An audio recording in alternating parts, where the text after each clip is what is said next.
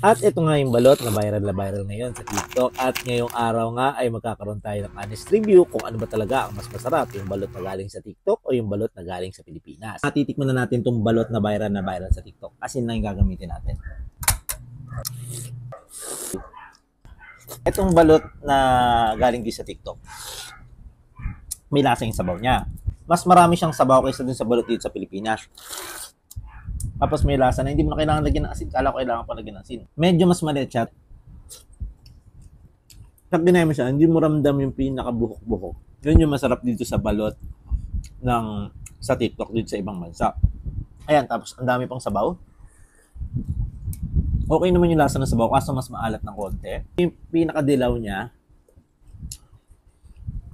mas firm siyang kainin, mas malambot yung dilaw nung dito sa Pilipinas. Hindi siya yung parang bato, pero mas firm siya ng konti. Yung nguya mo pa. Tapos mas maliit yung bato. Mas malambot nga lang yung dilaw nung dito sa Pilipinas. All in all, pwede siyang tikman kasi meron na siyang sariling flavor. Mas madaling lutuin. Pwede magpakulo ka lang tapos ilagay mo lang ng 5-10 minutes. Pwede na yun, luto na. Pero kung i-compare ko to sa balot natin dito sa Pilipinas, tingin ko mas masarap pa rin yung balot ng Pilipinas.